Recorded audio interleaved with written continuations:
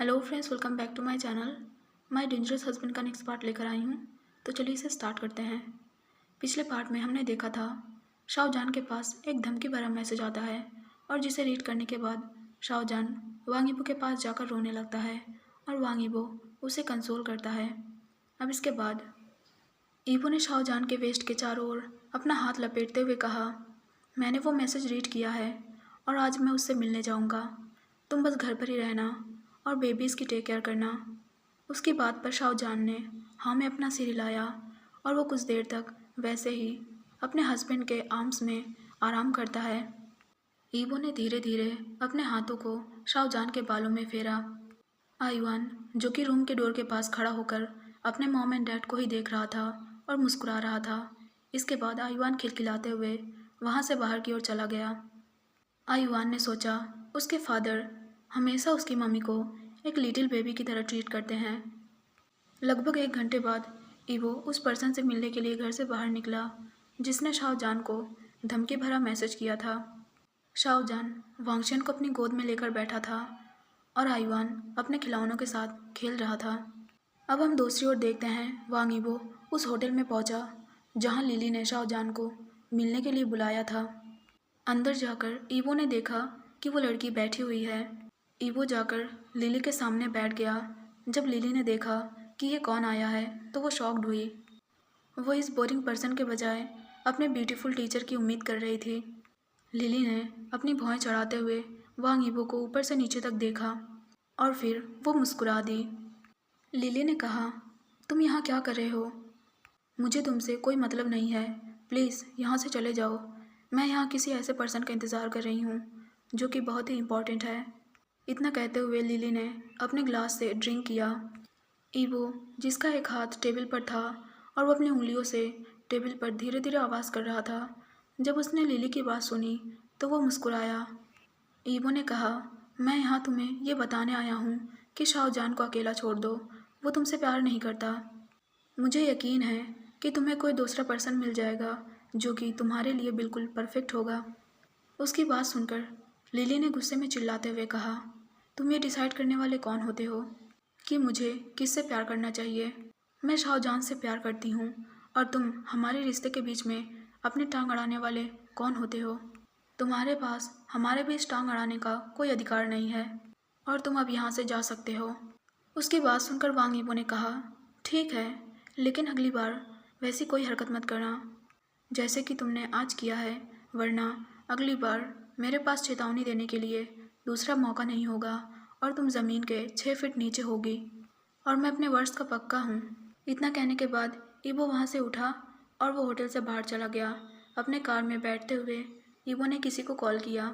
ईबो, जो कि होटल से ज़्यादा दूर नहीं था और वो कार में बैठकर होटल की ओर ही देख रहा था, ईबो ने अपने फ़ोन वाले पर्सन से कहा, ग्रेगरी, जॉन अपने फैमिली से मिलने के लिए अपने घर गया है। तुम अभी होटल के आसपास हो, टारगेट अभी भी होटल में है, उसे पकड़ लो। इतना कहने के बाद ईवो ने कार में गाना चलाया और उसने अपनी आंखें बंद कर ली और वहीं पर कुछ देर के लिए रिलैक्स किया। लगभग 10 मिनट के बाद उसने उस लड़की को अपने 3 आदमियों के साथ देखा और ईवो मुस्कुराया। ईवो ने ग्रेगरी को फिर से कॉल किया। ग्रेगरी ने कॉल की दूसरी तरफ से कहा, बॉस, आपके ऑर्डर के हिसाब से हमने उस लड़की को पकड़ लिया है। क्या इस बार भी हम उस लड़की को बेसमेंट में बंद कर दें?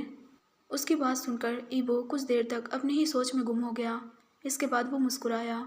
ईबो ने सोचा इस बार वो जिंदा नहीं रहेगी। उस लड़की ने उसकी डिसरिस्पेक्ट की है। आज तक किसी की भी इतनी हिम्मत नहीं हुई कि वो वांग ईबो को डिसरिस्पेक्ट करे। और जहाँ तक शाहजहान का सवाल है, जिस पल उस लड़की ने शाहजहान के लिए अपने प्यार का कन्फेशन वांग यीबो के सामने किया था, उसी पल उस लड़की को मर जाना चाहिए था। वो शाहजहान से अभी भी प्यार करता है, लेकिन पहले उसे अपने बात पर कंफर्म होने की ज़रूरत है।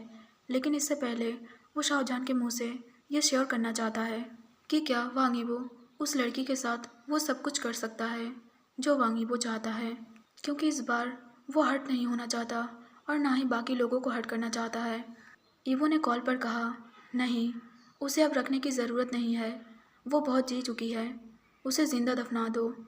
ऐसी जगह ढूंढो जहाँ पानी का बहाव ज़्यादा हो, क्योंकि वो मेरे वाइफ को पाने के लिए बहुत प्यासी थी। जब भी उसे प्यास लगेगी तो वो अपने डेड बॉडी से ही अपनी प्यास बुझाएगी। मैं सच में चाहता हूँ कि उसकी कब्र बहुत गहरी हो।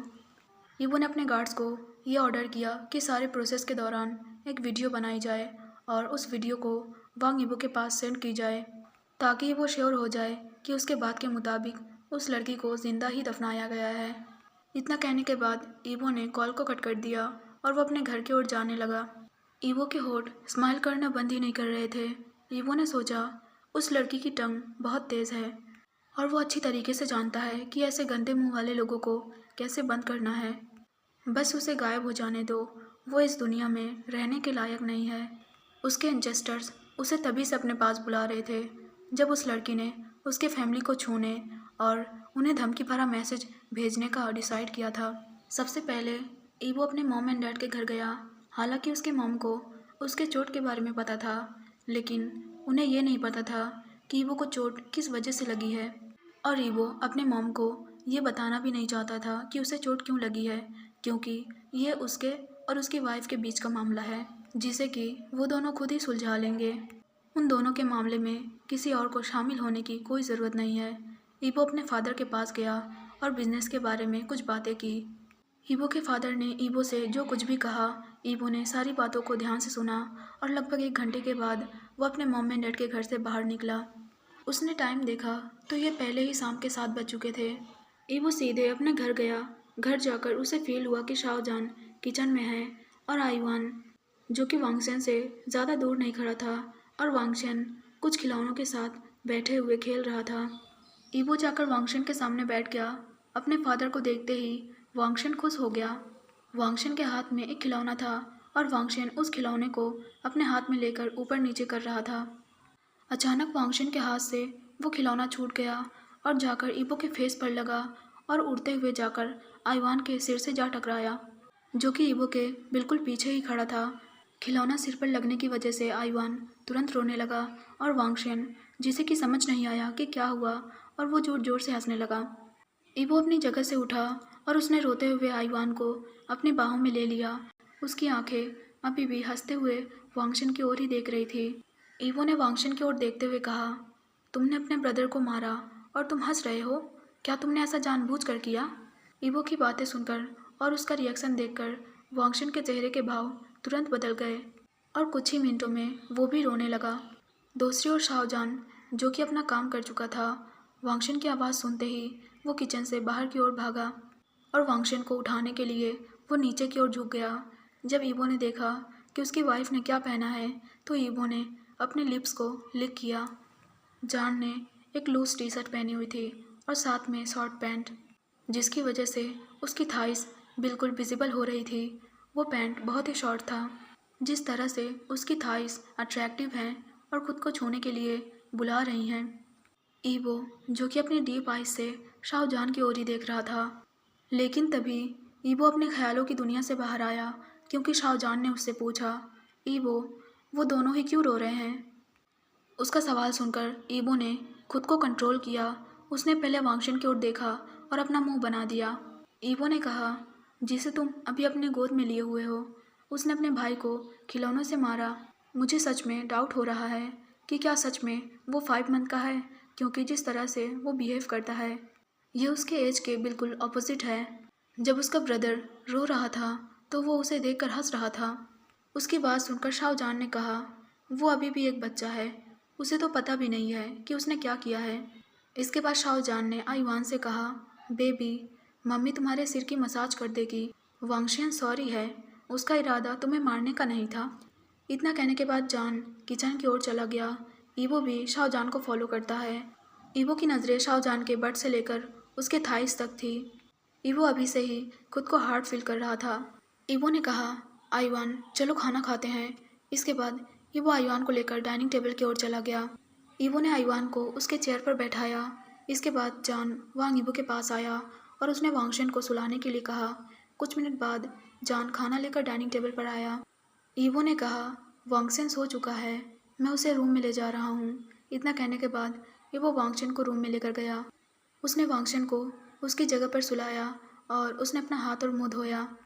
ईवो डिनर करने के लिए वापस नीचे आया और शाहजहान के पास बैठ गया उसकी नज़रें अभी भी शाहजहां के थाइस को घूर रही थी।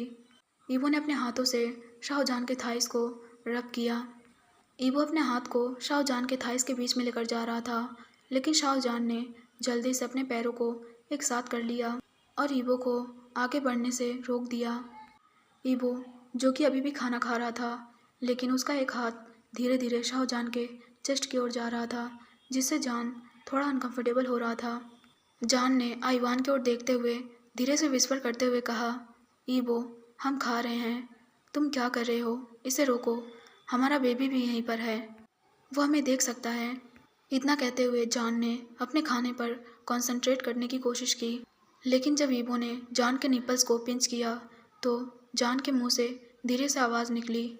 जान ने फोर्सफुली ईवो का हाथ खुद से दूर ढकेल दिया, लेकिन जब ईवो ने उसकी वेस्ट को पकड़कर उसे अपने क्लोज खींचा तो जान हाफने लगा। ईवो ने शाहजहां से कहा, क्या तुम इस तरह अपनी थाइस दिखाकर मुझे अपनी ओर अट्रैक्ट कर रहे थे? उसकी बात सुनकर जान ने ना में अपना सिर हिलाया। ईवो ने जान के प्राइवेट पार्ट को प्रेस किया, जिससे जान मुआयन कर उठा, लेकिन उसने तुरंत अपना मुंह ढक लिया। अचानक आइवान जमाई लेते हुए कहता है, मम्मी, मैं सोना चाहता हूँ।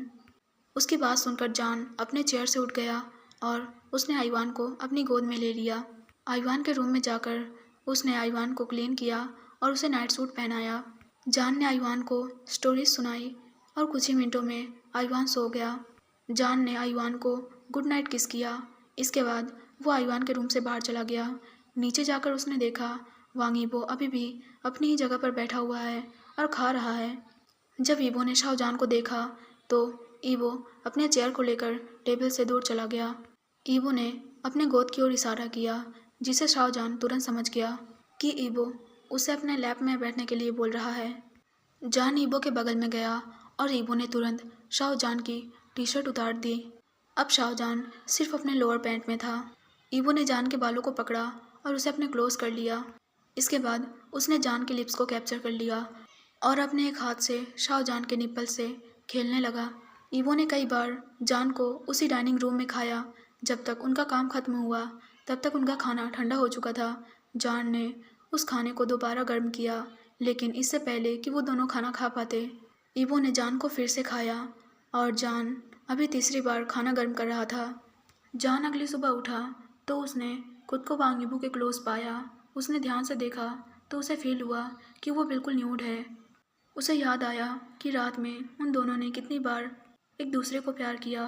फिर डिनर के बाद भी ईबो ने उसे टच करना जारी रखा। ईबो को खुश करते हुए जान लगभग मर ही गया था। जब ईबो को जान की हलचल महसूस हुई तो ईबो ने अपनी आंखें खोली। ईबो ने जान को अपने और भी क्लोज किया और उसने जान के एयर पर बाइट किया। ईबो ने जान के नेक पर किस किया और जान धीरे धीरे मुआयन करने लगा। जान ने अपने सिर को पीछे की ओर कर लिया, जिससे ईबो को उसके नेक में और भी ज़्यादा एक्सेस मिल जाए।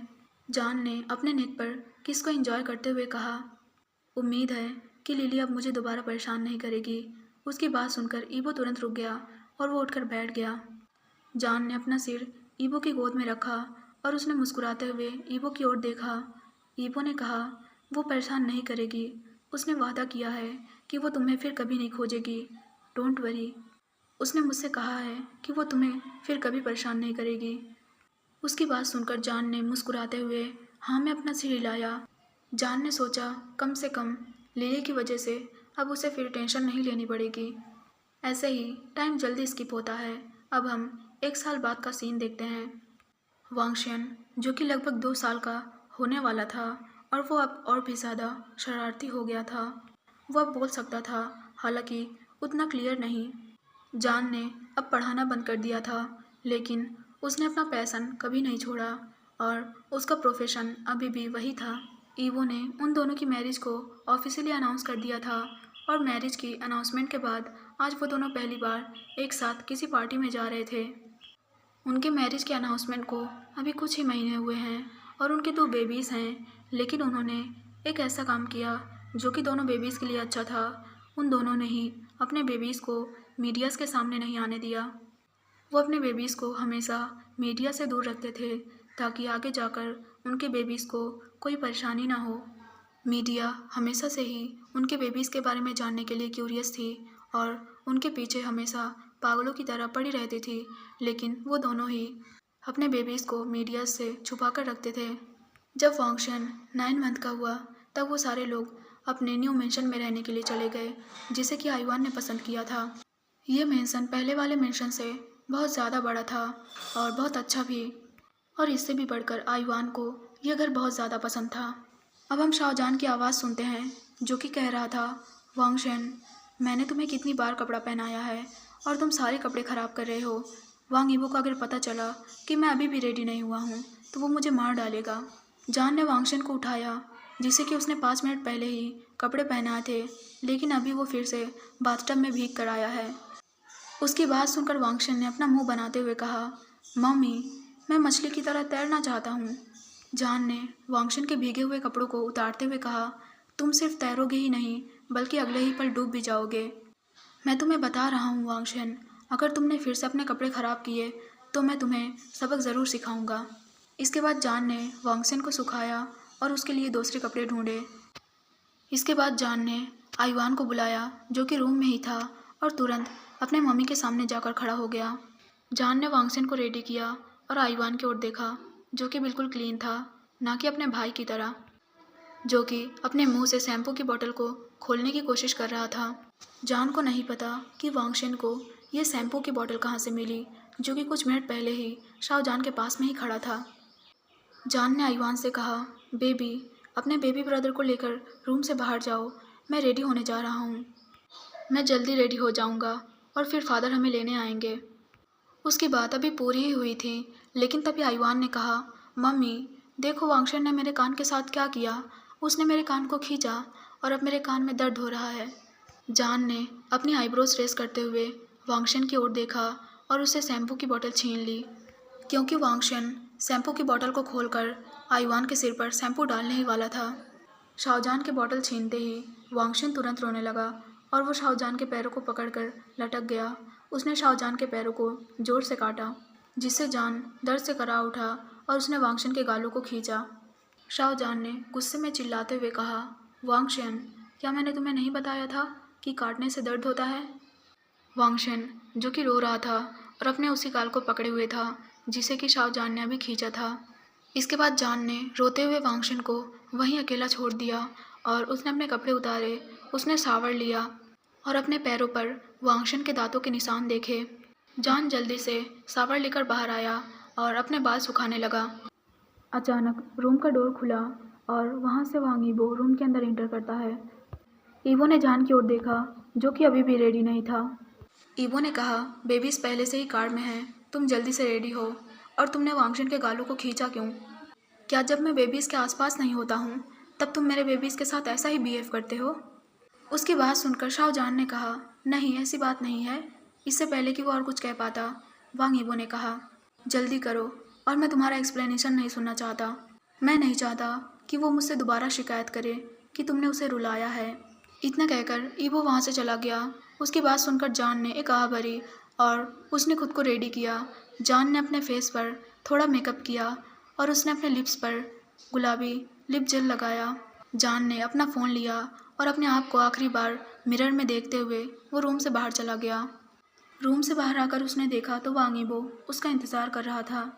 ईबो ने कुछ मिनटों तक शाहजहां की ओर देखा और ईबो शाहजहां को देखकर हैप्पी हुआ, क्योंकि वो शाहजहां के लुक से सेटिस्फाइड था।